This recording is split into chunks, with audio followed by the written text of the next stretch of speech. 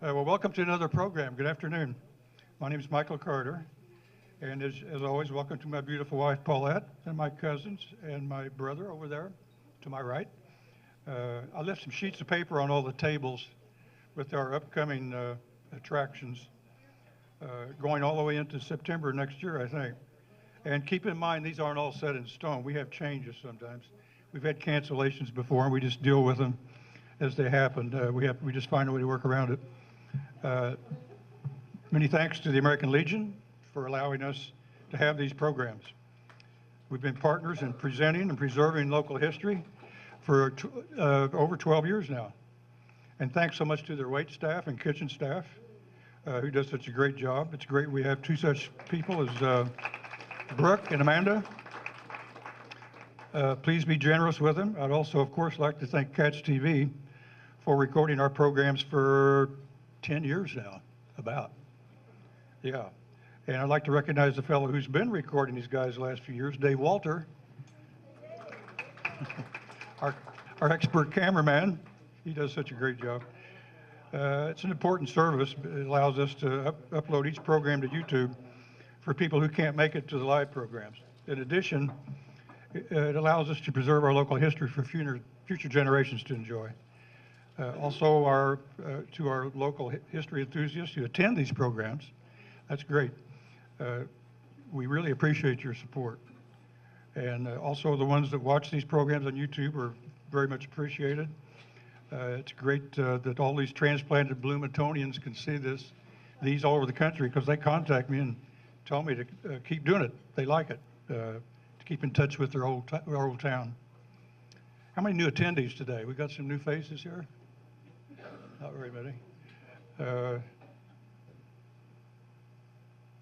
Anybody that is new that has a email address they want to leave with us to be contacted by direct email, you can do that. We won't sell your information, honest. No, we won't. Yeah, our next program, how many people have heard of Modesto, Indiana? See, I don't even know where the heck it is, but the guy's going to do a program on that next month. So I'm kind of curious where Modesto is. We'll find out. And we're taking December off, which we have the last 2 or 3 years. It's kind of difficult for them to have their staff completely controlled as we get into the holiday season. So we'll take December off as usual, and then start in again January. But right now, Daniel Schlegel, director of the History Center, has a few remarks. Thank you, Michael. I just wanted to let everybody know that coming up on Friday, November 7th, so next Friday, and Saturday, November 8th, we are having our November garage sale extravaganza. That's the way that we raise a lot of funds. A little over 25% of our funding come from the 2 garage sales. These ladies work hard year round, so if you were looking to donate, you're gonna have to wait till after the new year. But the sale is coming up on Friday and Saturday, so you don't know how many amazing finds you'll find out there. You say you don't need anything. I say that every year, and every year I go out there, I find something else I can't live without. So make sure to come by and visit. There's a lot of great stuff. We also are very excited. Rod volunteers at the History Center and does a lot of great work for us, so we're excited about his presentation. But we also have an exhibit about this Hoosier team that's on display. It just opened, I think, a week, maybe 2 weeks ago, so it's still a very, very new exhibit. In addition to Hey Neighbor, about the historic districts in downtown Bloomington. And then we have another exhibit about lantern slides. So the way we've had to explain it to some school groups or even college students is this was PowerPoint presentations before PowerPoint presentations. And then they get it. It clicks right away, and they go, oh, there's slides. I get why these are called slides, is you had to slide those. It's fun to see that light bulb click on for them. So, but make sure you come by and visit. That is a really neat exhibit about early 20th century Bloomington. So a lot of pictures from the very, very early 1900s. And it's fun to see how some of the areas looked and how they've developed since. So make sure to come by and see us at the History Center. And as usual, I brought a bunch of different items. Rod will even highlight some of the photographs we have for sale that he's used in his presentation. And then I have some spooky, fun Halloween-related stuff and some new books and things over there. So feel free to pop over and say hi or grab one of these little reminders of when the garage sale is next week so you can stop by and see us. Thank you, everyone. Thank you. Thanks, Daniel. Now to today's business. So look, I know I use a football school. We all know that now, but try to imagine a time when it wasn't.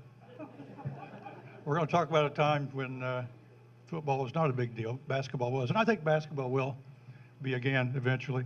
But the name of the program today is Picture Perfect, HT photos of the 1975-76 IU Undefeated Basketball season by Rod Spaw. And we'd also like, and he'll probably tell you this, to hear from the attendees about their favorite stories and memories from that year as it goes along. You feel free to comment anytime on what he's showing. So Rod? Oh, I'm going to take a few pictures, then I'll turn the lights down, just a couple of minutes. Thank you very much. And again, during the presentation, if my voice lowers and you can't hear me, just wave, yell, whatever. But my name is Rod Spaw, and I'm currently a retired journalist. I worked for the Herald Times for 15 years, starting in 2003. And before that, for the time of this period, I was in Evansville, where, as you may know, there's 1 or 2 IU fans in Evansville. So we were all keyed in on what was happening in this season. Let me actually get it started.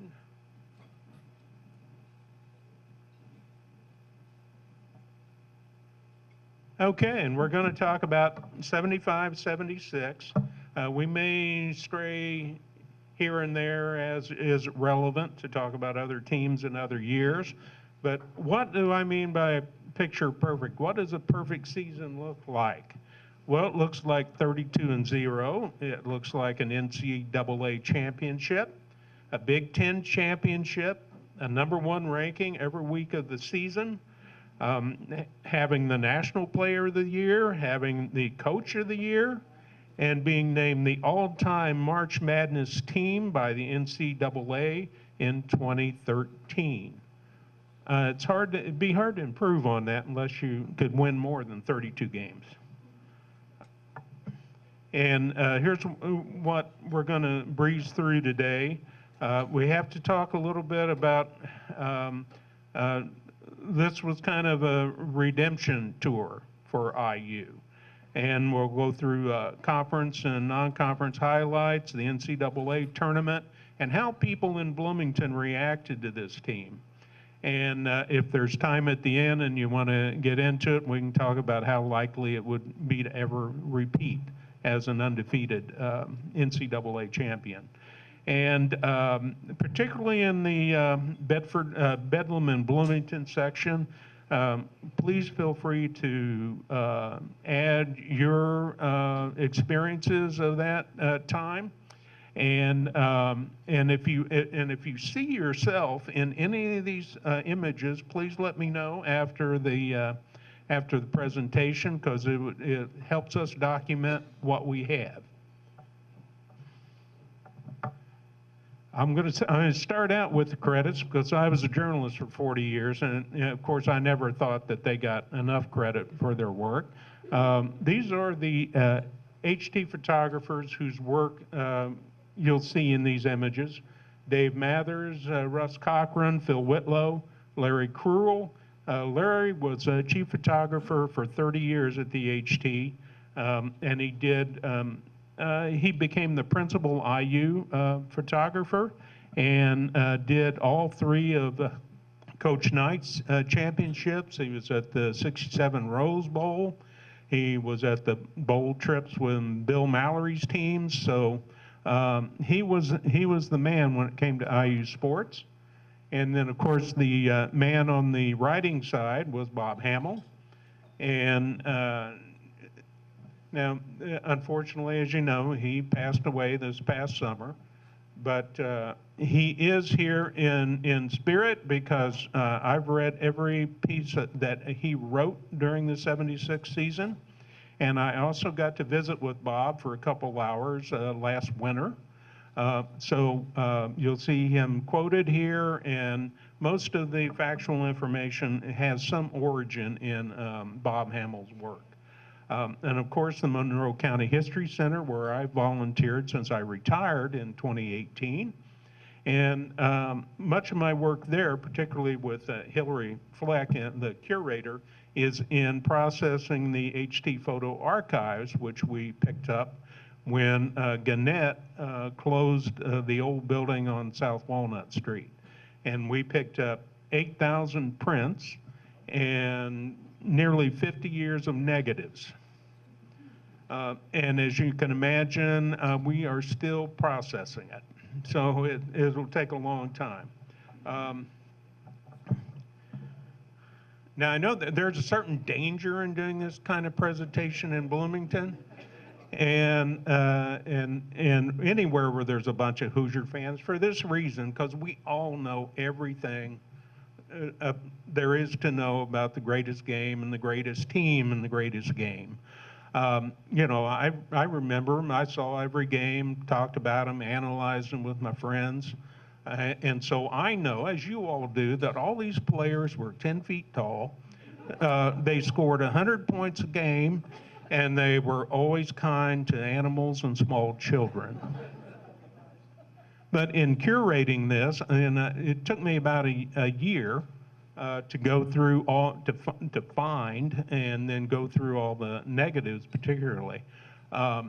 There were some things, and talking to Bob, of course, there were some things that I didn't remember correctly or never knew.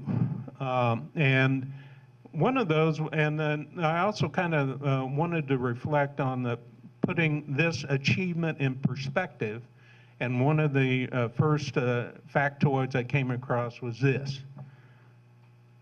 This is from 2023 census figures that nearly over 72% of the population is not old enough to have seen this team play. They are 50 years and under. So think about that. You know, so the next time you're talking to your grandkids and you mention Scott May and they go, huh? Well, that's why. And that's why it's important for places like the History Center to collect and celebrate these stories. And we consider IU part of our community and part of our story. So that's what we try to do. And I also was thinking, what's happened in sports since 1976? Well, there have been 15 perfect games played in Major League Baseball. And, you know, that doesn't happen every day. We have 4 horses and win the Triple Crown. There have been 30 undefeated national football champions in the last 50 years. And then according to Google AI, an estimated 275,000 college basketball games have been played since Indiana were crowned NCAA champions in March of 1976. So it's something, it's an achievement that kind of gets bigger every year that it's not duplicated. There have been close calls since '76. 6 men's basketball teams have begun the tournament with perfect records. 2 have reached the title game before losing. You know, I didn't remember that Indiana State was one of those. Won 33 games that year, one more than the Hoosiers, but they had one more loss. And then Gonzaga was also 31-1, and I think other undefeated teams that got to the Final Four, I think, or got to the tournament, you know, UNLV, Kentucky did, and the other 2 escaped me. But last year's champion, University of Florida, had a record of 35-4, and if you notice that, that's 39 games. It's several more than 32, and it's not been unusual since in the last 20 years for the champion to have played 39-40 games in a season. That's because of all the new preseason tournaments that have cropped up and the conference tournaments and things like that. This was 76 was Indiana's third championship. And the first two were under Branch McCracken. These are photos from the 53 team. And here's another reason we should have never let UCLA in the Big Ten. Before UCLA, it just screws up all the records and the statistics in basketball because of their dominance in the early in the 60s. But before UCLA, throw them out. IU and Michigan State are still the only of those original Big Ten schools to have more than one title. Michigan State has 2. And these pictures are from the Arbutus, the yearbook of the 53 team. And I picked these two because it features the guy right here who is probably the main reason I'm an IU fan. Got anybody recognize that person? Yeah, bonus points to these two right here. But yeah, Dick Farley, pride of Pike County, Indiana, and Winslow High School, which my mother attended about a decade before this guy. But I grew up in a household where basketball was measured against the achievements of the great Dick Farley. And if you drove down to Winslow after this meeting, you'll see his name is still on the town signs, 60 years after he died. Proof again that in Indiana, the surest way to immortality is not baptism, but basketball. You're probably more familiar with some of his playing teammates, Bob Leonard and Dick Schlunt there. Then we have Farley, Burke Scott, and then Charlie, and all those guys were Hoosiers. Charlie Crack was from Illinois. Of course, the great Branch McCracken. And this was a pretty good and 2-year record. This was a starting 5 for 2 years, 2 outright Big Ten championships and NBA championships, 43-7 overall. So, you know, anybody be pleased with that. But let's take a look at, these are the seniors on the 76 team. In 4 years, they were all of these guys were recruited in Bob Knight's second year at IU. And these are all, I would never question Hamill on any of his statistics because that's what he was famous for.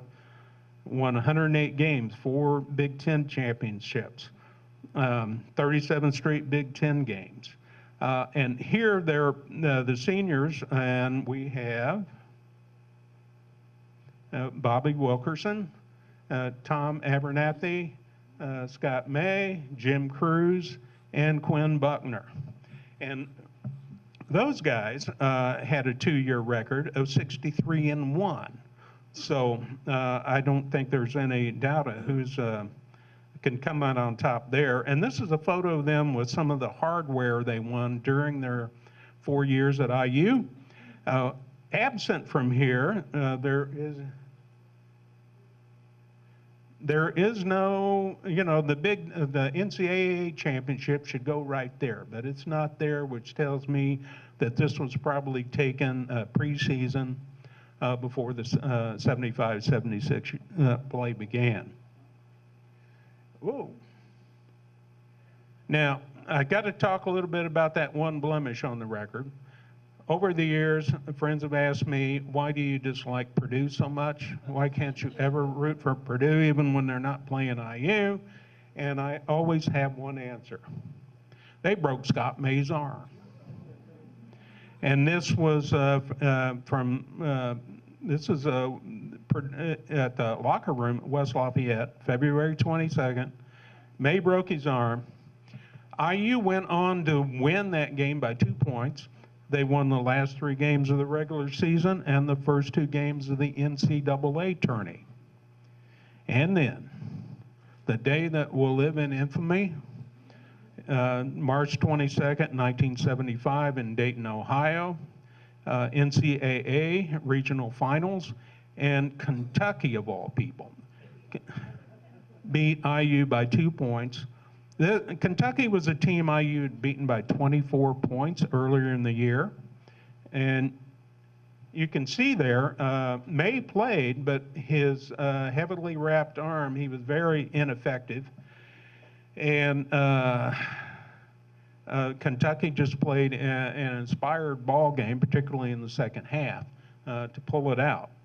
Coach Knight put up a sign in the locker room the next season that referenced this score and blamed bad defense for that game, not poor officiating or anything else. He just said bad defense, because this was way more.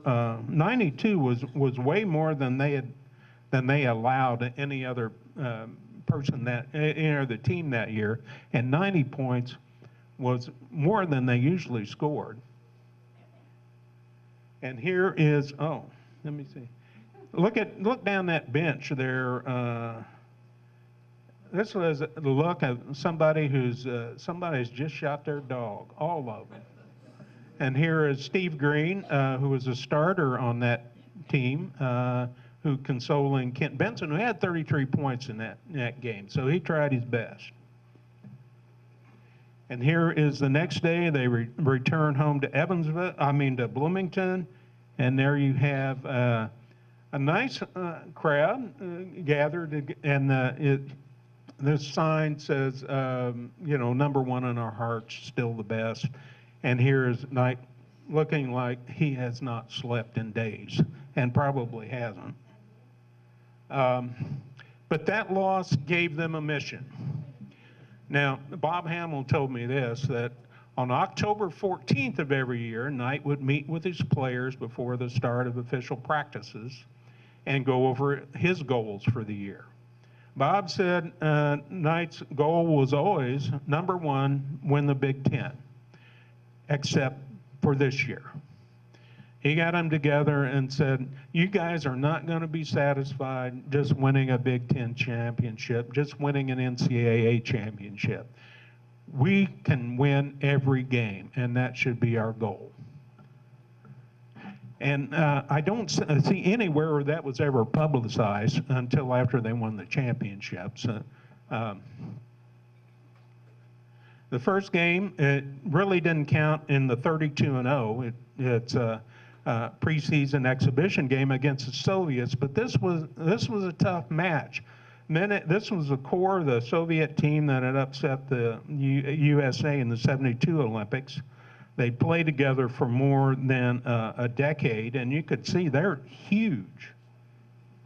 This is Mark Haymore, he's 6'8", and this is Vladimir Chechenko, I remember that name from '72, who is just a giant. And I included this picture tonight because see what he's wearing here? This is the last time you'll see a solid sports coat on Bob Knight. He broke out the plaids right after that. But this was a tough game because the Soviets were so tough. 4 of his starters got in foul trouble the first game. So it fell to Haymore, and here's Wayne Radford, sophomore that year. Here is Rich Valavicius. Everybody remember that name? Freshman from Hammond. And as you can see here, he showed a knack very early on. He didn't mind a little bit rough stuff. He was going to do okay in the Big Ten.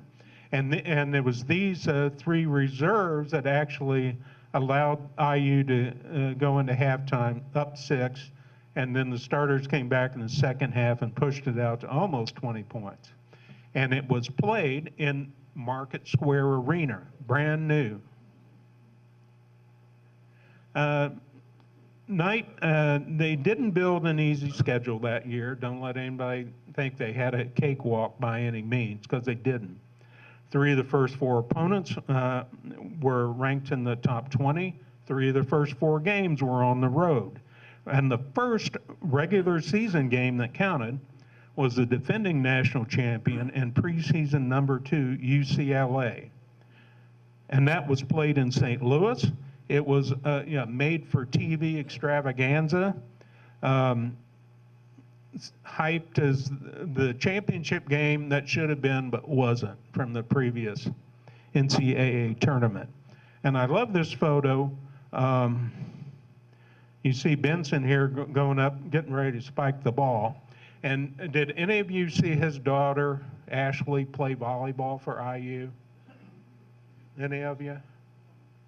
Well, I saw her quite a few her matches, and she assumed this pose many times. I can recognize the form and where she got it now.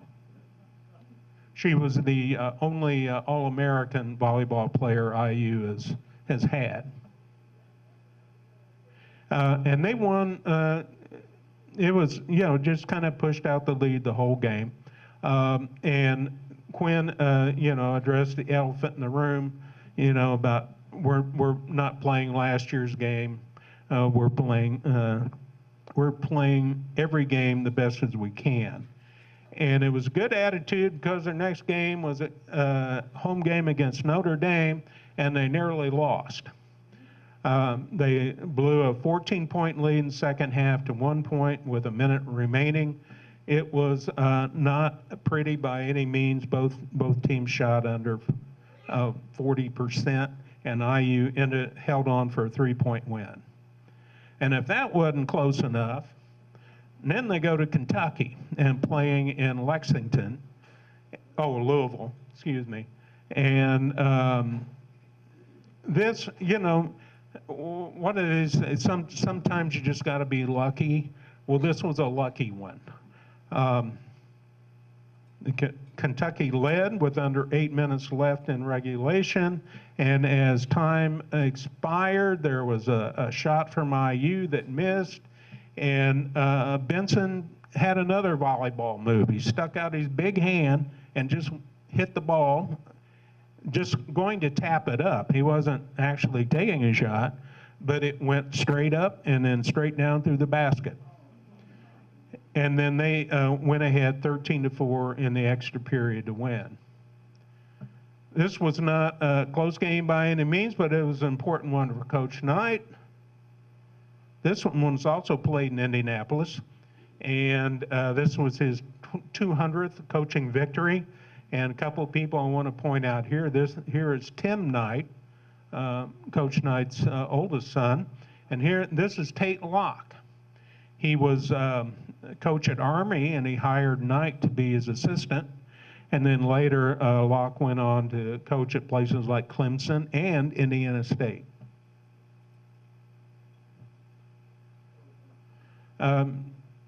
Rest of the non-conference schedule was pretty routine. Only saying they had their regular Indiana Classics and holiday tournaments where they cruised most of the time.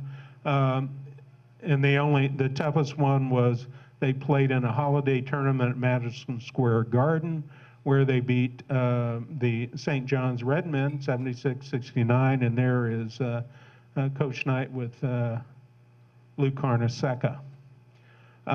This came from Bob. So, Bob Knight started at IU in 1971, came from Army, but he had played at Ohio State, and he was an Ohio native, so he was very familiar with the Midwest.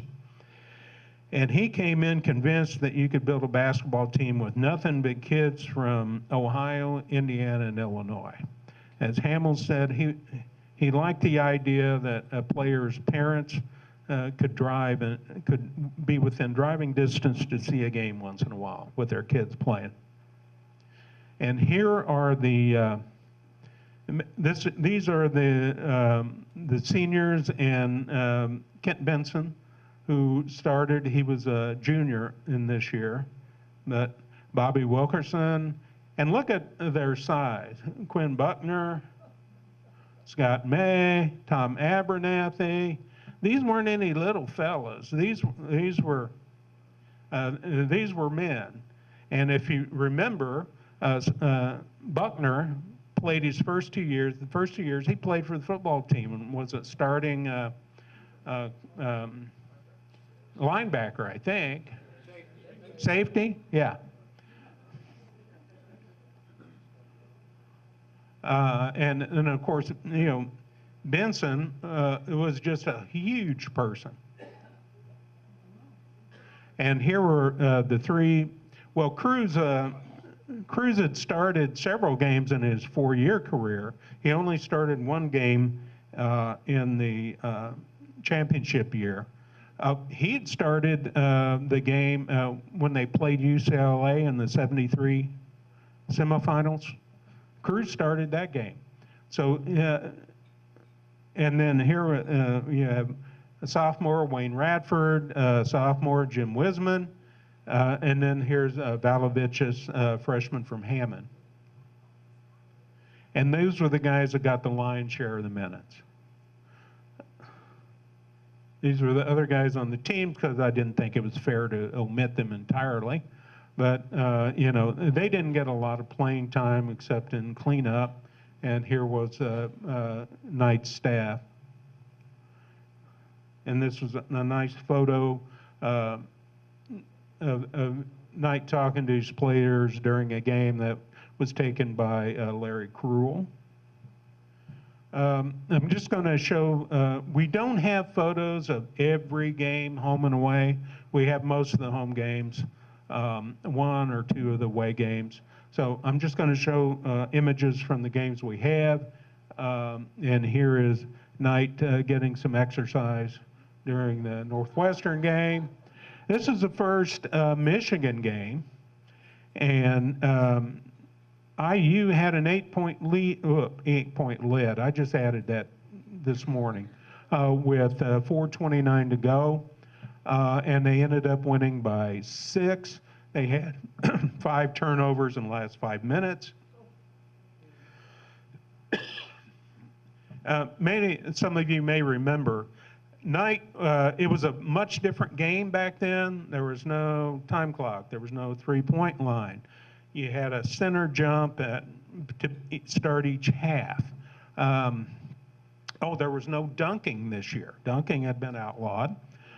So it was a much different game, and part of the regular Knight strategy was if you were up a few points with 3 or 4 minutes to go, you just held the ball out. It wasn't the North Carolina 4 quarters as much. They would still run some motion, but you only took a shot if it was a layup or you got fouled. And this was a game that Michigan State, in all 3 games they played that year, were much quicker, particularly at the guard post, than IU. And that strategy almost came back to bite him a couple of times, and this was one of them. And Buckner's on the bench, as he often was because of foul trouble. He had a really bad habit of reaching instead of guarding, so with his feet. I guess he thought he was still a safety and was, going through the player.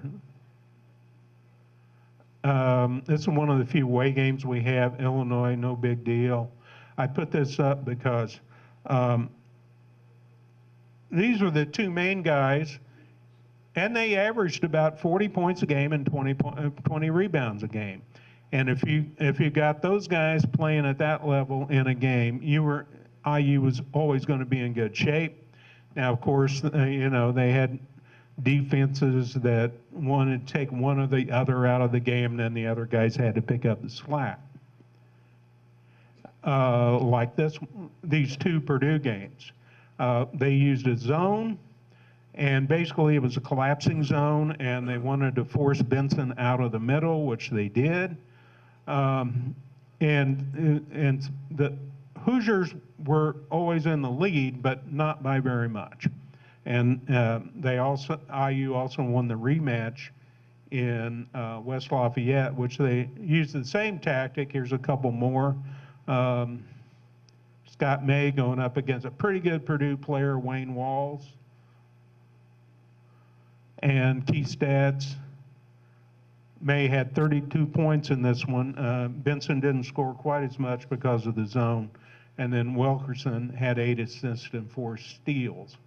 Now, this was always, when I started, I said, oh, well, Buckner was the guy he was the quarterback and he did all the playmaking and stuff. Wilkerson had 40 more assists on the season than Buckner did. And Buckner had 30 more fouls than anybody else, which gave Wilkerson more of an opportunity to get an assist with Buckner out of the game.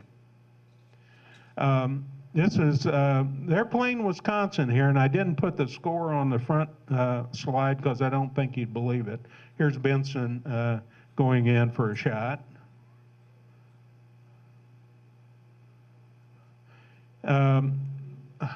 They won by 53 points. Now, we haven't beaten Wisconsin a half a dozen times in the last 25 years, and maybe they're still getting even. But I put these three up because those of you that are photographers will know they were 35 millimeter film is a little narrow strip of film with images that are about an inch square.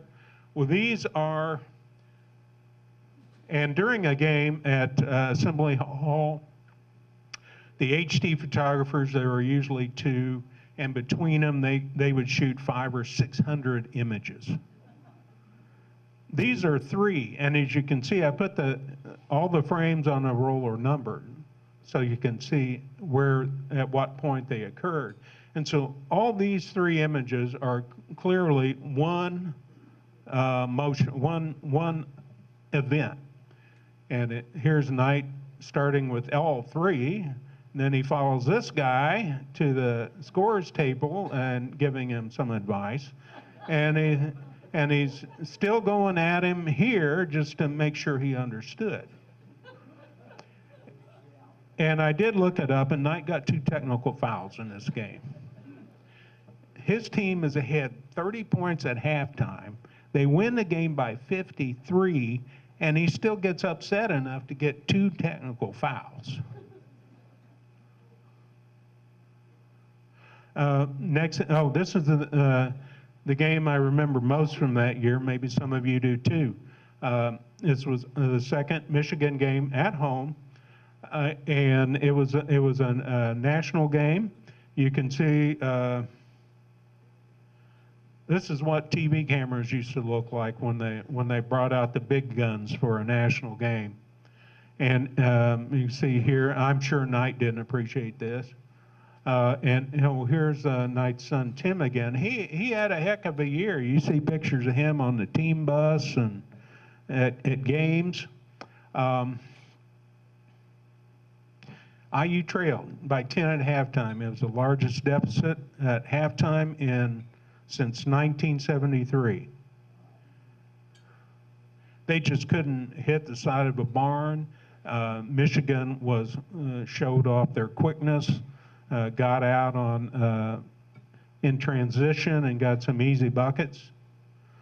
And then Radford came in and keyed an IU rally with 16 points and 5 rebounds, but the Hoosiers were still down 4 with 30 seconds left. And this is what I remember. I'm watching the game with my folks at their house.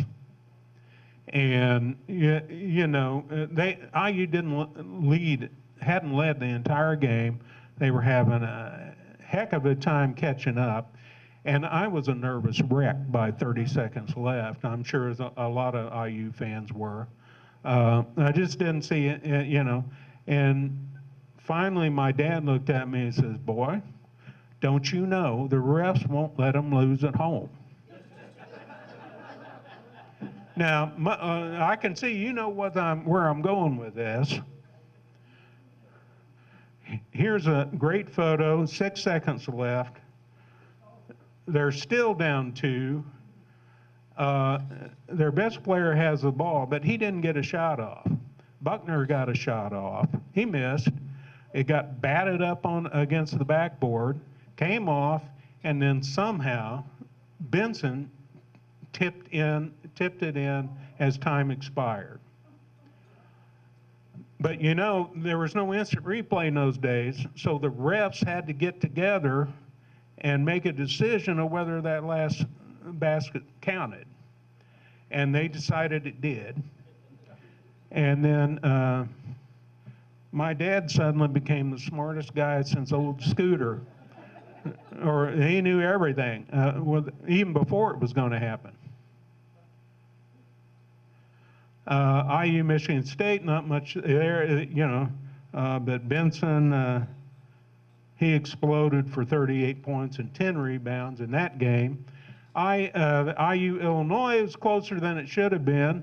It was another one of those, Illinois, I think, was playing a zone, and they were IU was trying to hold it out, and they needed some outside shooting from Cruz to secure the win.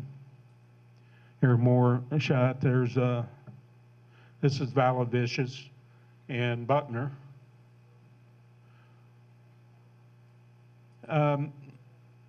IU was pretty much in control of these games, although they did in both. That was the only Big Ten opponent to lead IU at halftime in both games that year. Prior to the first Minnesota game, the Hoosier did not trail at the half in 2 years. And across the whole season, there were 6 times where they trailed at halftime. And I also, there's Radford doing what he did. He was a battler, you know. If you needed somebody to go in and mix it up, you know, he wasn't the tallest guy on the floor, but he was one of the toughest. Look at it, Bobby Wilkerson, 6'7", and he regularly jumped center. He's jumping here against a guy named Michael Thompson, an All-American from Minnesota. And I want you to look at these reference points. Look at where the heel is. Look at the knee compared to his knee, the waist compared to that waist, and even where his wrist is compared to this guy. This guy had a crazy vertical jump. And yeah, of course, if he got it, when he got the tip, he would tip it toward Benson, who was 6'11". So you know, so they got most of the center jumps. Next game was the season finale at Assembly Hall, and this was against Ohio State, and it was the last game of Fred Taylor's coaching career. Taylor had been Knight's coach at Ohio State and won an NCAA championship there. And then Knight, I don't know if he'd done this before, but it was kind of his tradition when a Big Ten coach retired, when he came in for the last time, Knight would you know, give him a gift. I think it was usually a rocking chair, and Fred got a rocking chair, and you see he's got a fishing pole here. The other tradition of the last game Knight started was Senior Day. And here are May and Buckner coming out of the game for the last time, and Buckner getting that patented Knight slap on the back of the head that he only reserved for people he really liked, like Buckner and Kentucky coach Joby Hall. Yeah, Hall didn't appreciate as much as Buckner did, though. Oh, yeah, that's right. Yeah. And then there was that, he smacked him with a rolled up program one year too that didn't go over real good. But anyway, here's Buckner waiting to get his chance to speak. And here are the 5 seniors taking waiting for their turn. And then as Knight said, in the past 4 years, and I speak now as a fan, we've been privileged to sit in this building and watch 5 tremendous young men perform their skills.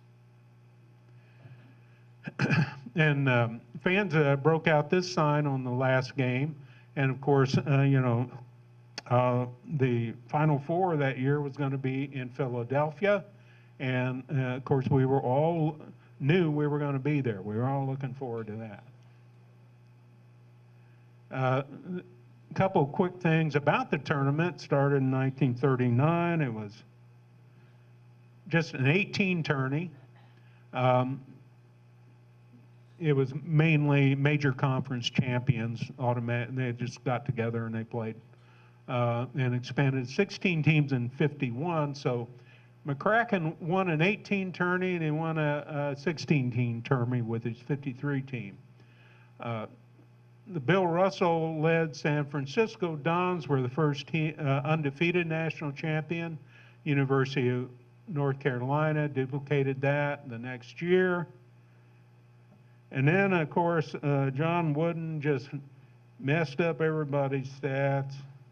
Again, he went undefeated 4 times in that period of time. And then the tourney expanded to 32 teams. I think it was in 75. And now we have 68 teams play, including a play-in of 4 teams. Indiana won 5 tournament games in 76. Nobody got a bye in a 32-team tourney. But now a team that did not receive a first-round bye would have to win 6 games. And I had to include the women because I am a season ticket holder for the IU women's team. I was there last night for their first preseason game. There have been 10 undefeated women's champions in much fewer years, and University of Connecticut has taken over the UCLA role there with multiple. This is IU's Denise. I think this is from '83, which was the first year they became eligible for the tournament. And she is still IU's 3rd leading scorer and still holds the rebounding record for career. The first tournament game for IU was in South Bend. And again, they duplicated their win over, even won by a little bit more. You can see, you know, all the tournament games get a little rougher, even in the Big Ten a lot of times, and this one was. And keep points. Here we have May and Benson combining for 20 rebounds and 53 points. Next up was the regional semifinal and final, both played in Baton Rouge. Alabama led with 3:28 to go, and then IU shut them down. And then they won with 3 free throws. And here you can see Benson got in foul trouble trying to guard this guy named Leon Douglas. He was an All-American.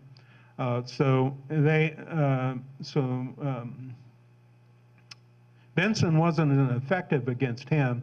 We see May got 25, then Wilkerson and Buckner picked up the slack on the scoring, and you see Wilkerson had 12 rebounds. So, you know, if you can out-jump a 6'11" guy at the center jump, you ought to be able to get a rebound or 2, and he could. This is Marquette, which was the number 2 ranked team in the country when they played in the regional finals. McGuire got a technical with 25 seconds to go. IU was ahead, and then he got the technical on a foul call against his team. So IU got 2 free throws, they got the technical, they got the ball out of bounds, and that accounted for, you know, the final margin. But don't feel too sorry for Al McGuire. He won the championship the next year. And there was his star, Bo Ellis.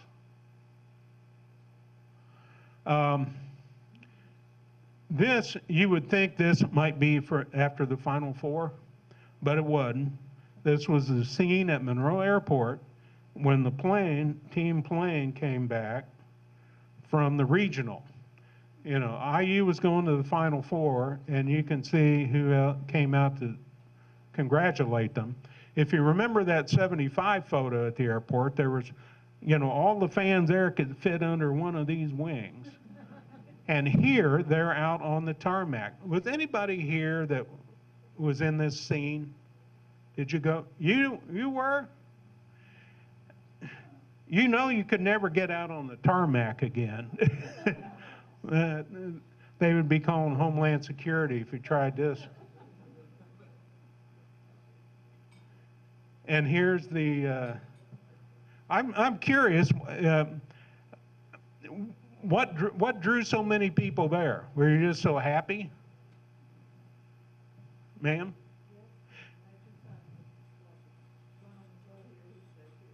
Uh-huh. Okay. Nobody hears it. And if anybody knows who these people are, tell me later. But you see, it was a cold day that day, right? You remember? Because these guys are really bundled up. And here's Scott May looks as scared as he was of the whole season trying to get through this crowd. The Final Four was played in Philadelphia at the Spectrum. And that might sound familiar because that's also where IU won the '81 championship. I was at the final game in '81. Uh-huh. That was the same day that Reagan. Yeah. Yeah. And they talked of postponing the championship game, but then decided to go ahead with it. Uh-huh. Well, but you went ahead to the game, right? Oh, okay. Yeah. In fact, I have a picture. I took a picture of the scoreboard with North Carolina and IU up there was 0, and something happened. The final score, I took a picture of it, and the final score is imposed over the 0-0 score. Oh, I don't know how it happened. Not intentional. Well, in photography, some accidents are very fortunate. Yeah. This was the semifinal game against UCLA. And Benson, again, found himself in foul trouble trying to guard this All-American, Richard Washington. So they switched and put Abernathy on him and really clamped down on him. And here we go, Wilkerson. Benson's on the bench. Wilkerson picks it up, 19 rebounds in that game. And this was a setup for the, and here is one of the photographs that we have that Daniel has over on the table. If you'd like to, we don't have many copies, but we have some. And about the photos that Daniel has, they are not ones that Daniel made on his office printer. These are extra, a duplicate HD prints that they would print out for. They had several publishing projects concerning IU basketball, and what we have are duplicates from all that. And we have been given permission by the Gannett Corporation that we can sell the duplicates, and then we'll use those proceeds to, there are costs involved in maintaining and working with these images.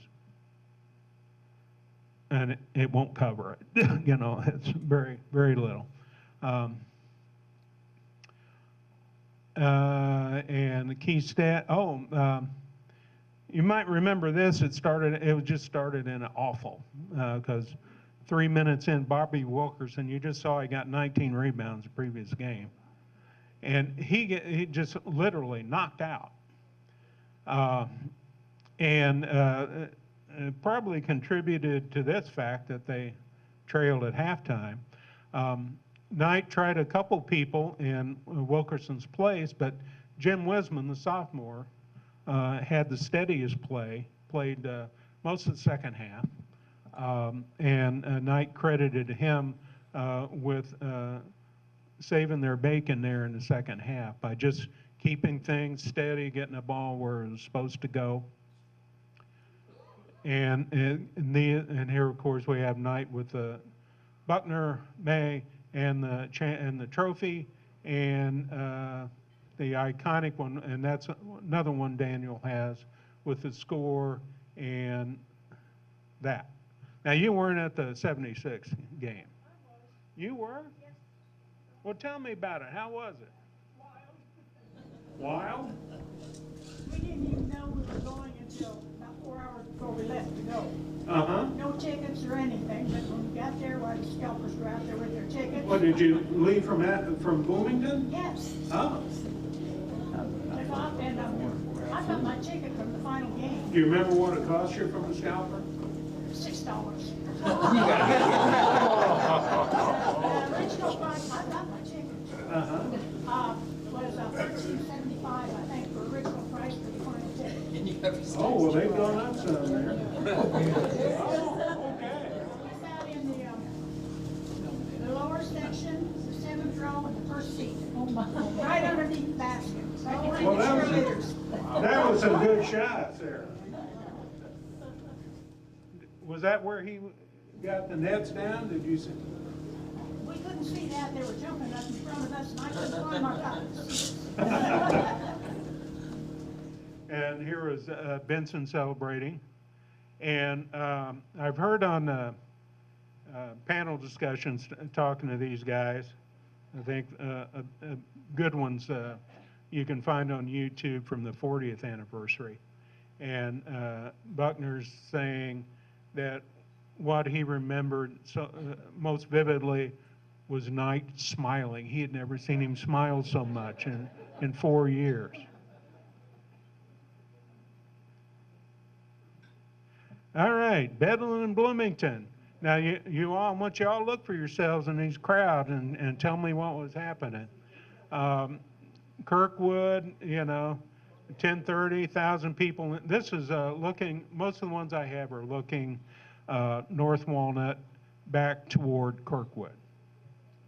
And you can see here, this one is at 7th and Walnut, where this guy got up for see it. Barzo's Blitz. Anybody remember that? Is that where Brothers is now? Brothers nightclub, Brothers bar, next to the Vid. Yeah. Well, here are a couple fans getting a lift. And of course, there's Schmaltz's department store to. Mike's Tavern. That was before my day. Yeah.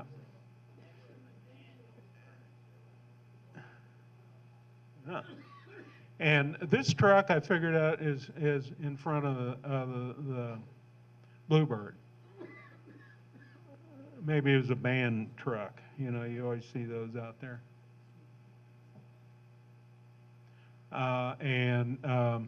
These are also from the Herald Times, all the on the spot reporting, drunks on cars,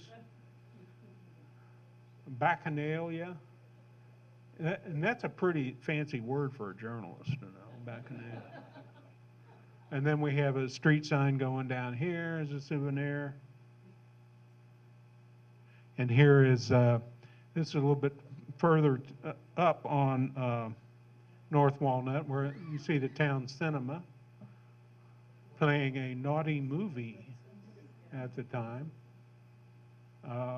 And there's the princess there to orient you. Anybody seen themselves yet? No? Oh.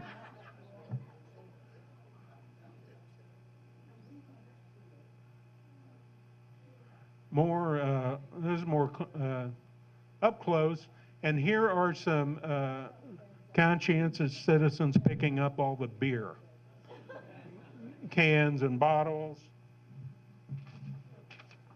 And a stat from the Herald Times was that altogether about a half dozen celebrants ended up under arrest for public intoxication.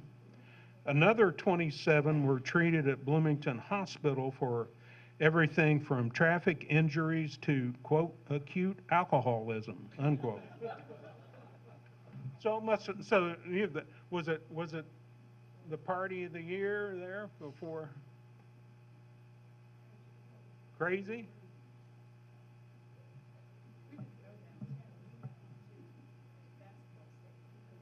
Oh, okay, yeah. Yeah. Oh, I got a pic, that's coming up. That was the next day. Yeah, and then I don't have any pictures of Showalter Fountain, but that was quite a scene, and it was one of the occasions where one of the fish got removed from its moorings. Yeah. And this was probably at the height, about 4,000 people, and North Walnut traffic was stopped all the way back to Kirkwood, between Kirkwood and 7th Street, and it was 1 a.m. Police reported before traffic could move freely through North Walnut. Here we go. Here's your welcome home. These are all the people that stayed sober the night before, because they're out there the next morning. Yeah. And Knight did not. Oh, here we go. That's part of the crowd. You see, they're not all students. There's a good range of people there. And then this must be the trucks you were talking about. Yeah, yeah. I think somewhere between here and the airport, they moved from the team bus onto this. Because I've got another one. You can blow it up here. Yeah, you see here are the.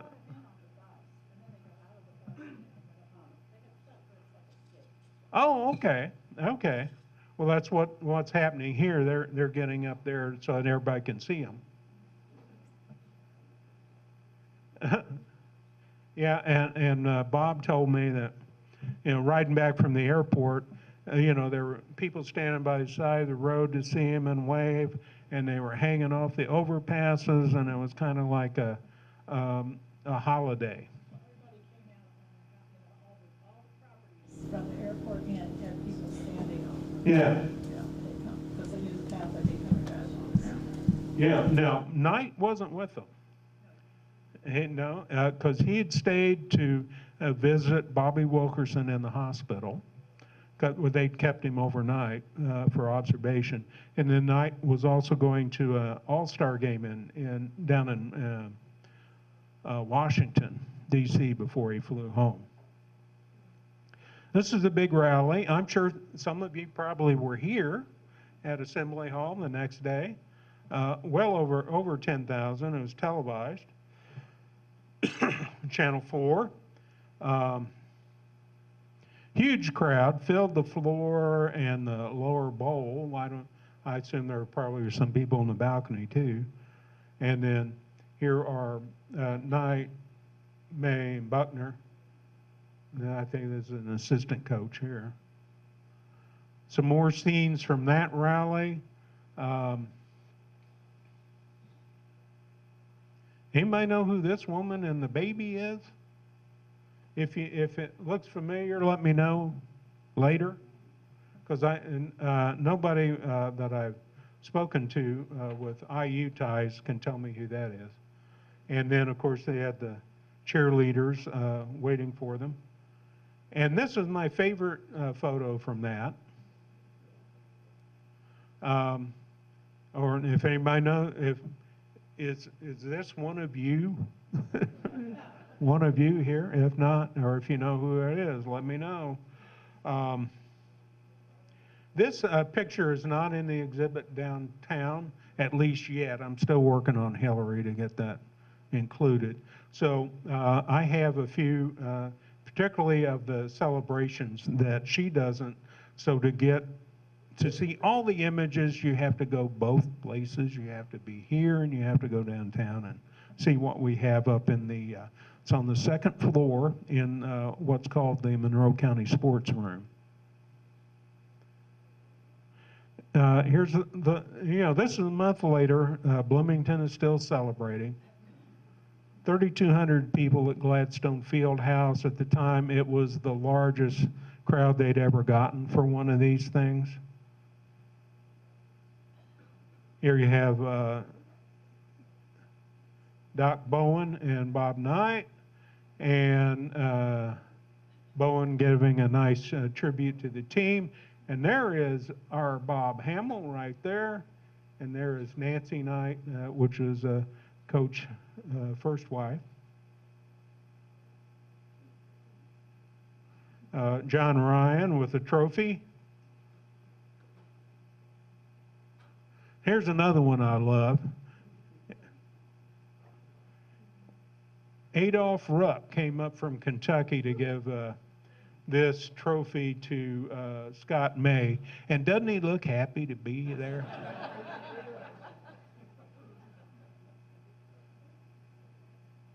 And here are the IU's 5 seniors taking a final bow.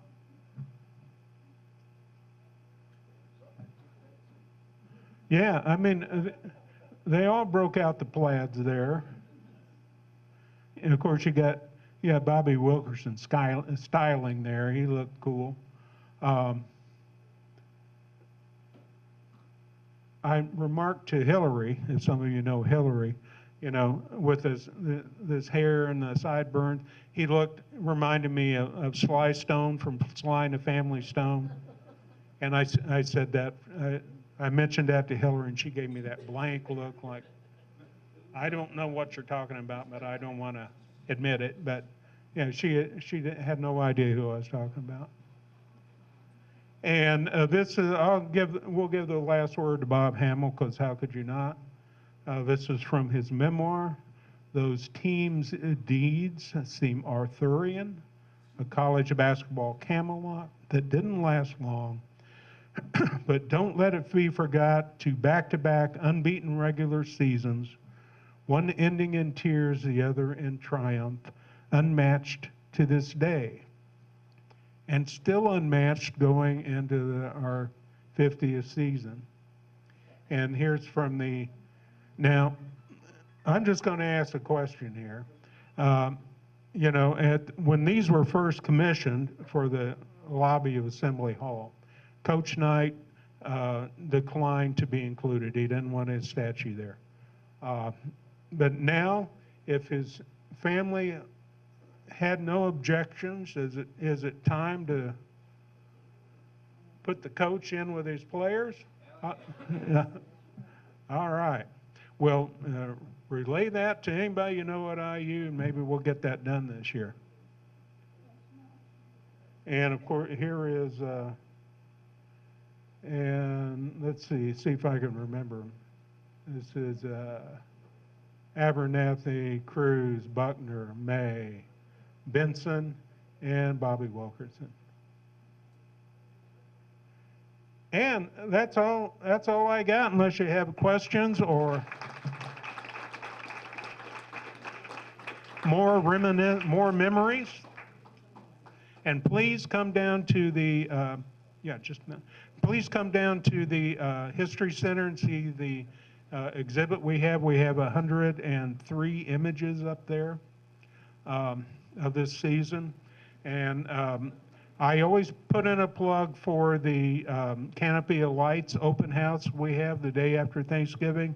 That's a fun time, refreshments. You know, especially if it's a cold, wet night, take a break and come down to the History Center. All right, thank you. Oh, ma'am? The night of the final game, I was not watching the game, I was watching the Oscars. I'm sorry, you were watching? I was watching the Oscars. Oh, yeah. And Elliot Gould came down to make a presentation for an award. And before he even did that, he said Indiana won, and he did the score, and it was quite a reception All right. for the Oscars. Oh. Well, how come you were watching the Oscars, not the game?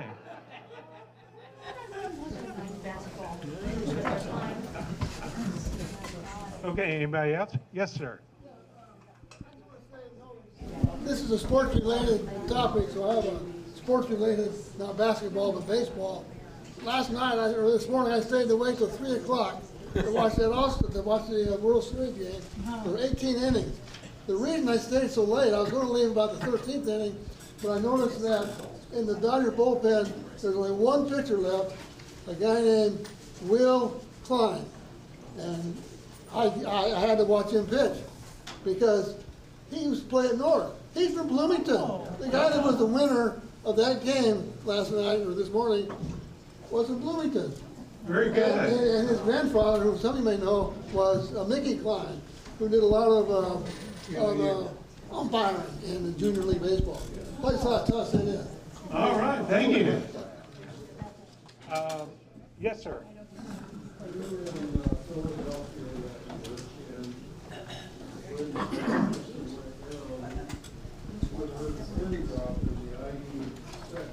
Yeah.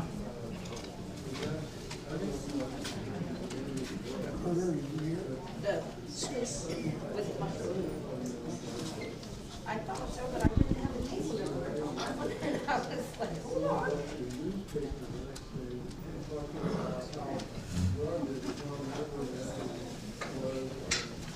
Do you want to give him the microphone so we can hear?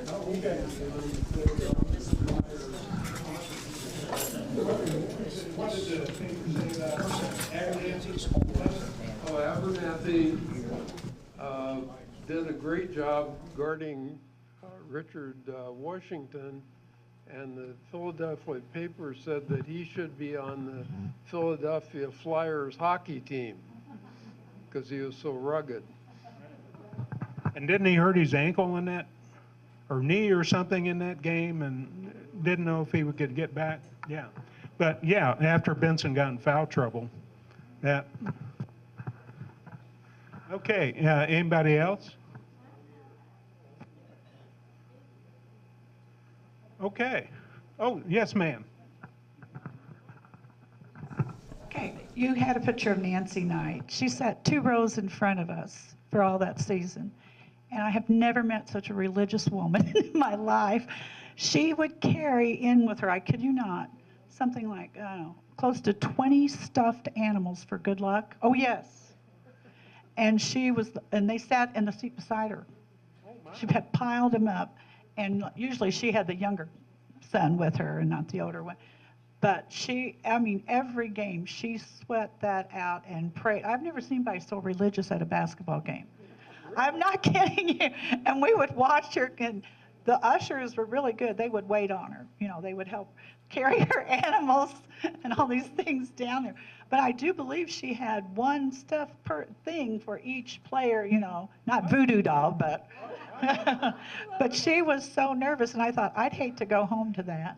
It could be really hard if they didn't win and didn't play. But every game we would watch her, and she loved every one of those boys.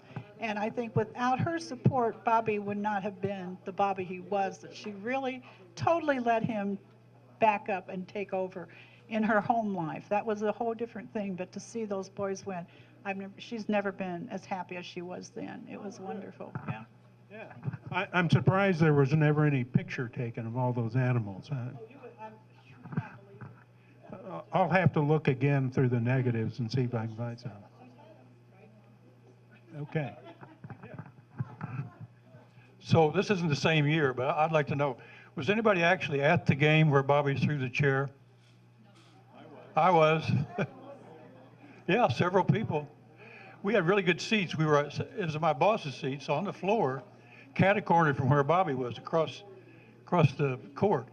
And I remember I looked up, there was a foul that happened.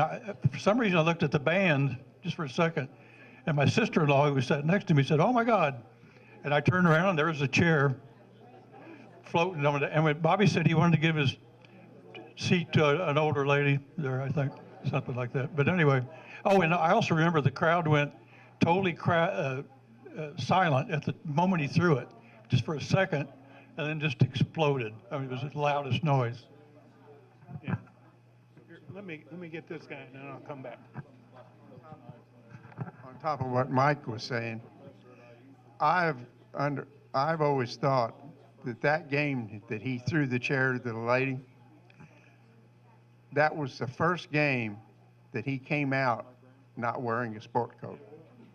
He was wearing the red sweater. and it is my opinion that he intentionally wanted to get thrown out of that game. He had some reason he didn't want to coach that day for something. Yeah, and it was against Purdue, and that's why he was going to get thrown out. He just had the opportunity to come over and he threw that chair, and she was standing over there, and he wanted to give her a chair to sit down. So I don't know, but that was the first game that came out with the red sweater. That was in '83. Yeah, I talked to the HT photographer that was working that game. His name John Terhune. Later was a photographer in Lafayette. But I was going through his negatives, and I tracked him down and talked to him. I said, "Hey, I could see by your negatives you were right in line with Knight. What happened with the chair?" And he there was kind of a silence on the line there for a second, and he said he had it all lined up, and when he pushed the shutter, he was out of film.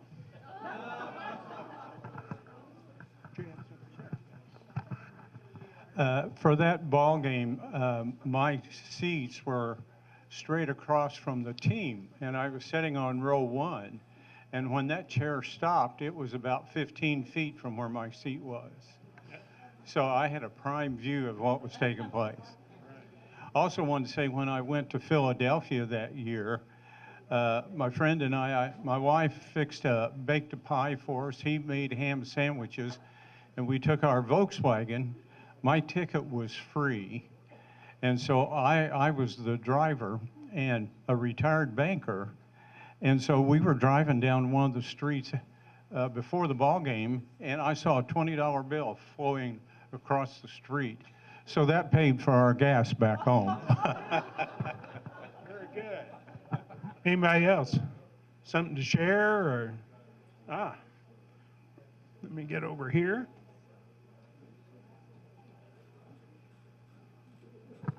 Yes, sir. I purchased the chair at a surplus auction at IU. Do you still have it? Oh, very good. What? Do you sit in it? Oh, God, no. Okay, anything else? Oh, someday you might consider a donation to the History Center. Oh, okay. Yes, ma'am. I was at the game that they won in New Orleans when they won the Final Four. But the actual game, the first game, was better than the second game. You know how they play? No, they play to see who to see who's gonna be in the final game, the semifinal. Thank you. The semifinal was a much better game, but boy, that was a fun night in New Orleans. Oh yeah. I don't see how you could get much funner than a shot at the buzzer to win. All right. Anybody else? Okay, well, thank you very much. And we have even more photos of the 81 and 87 championships. So just, we can look forward to that. We'll be back.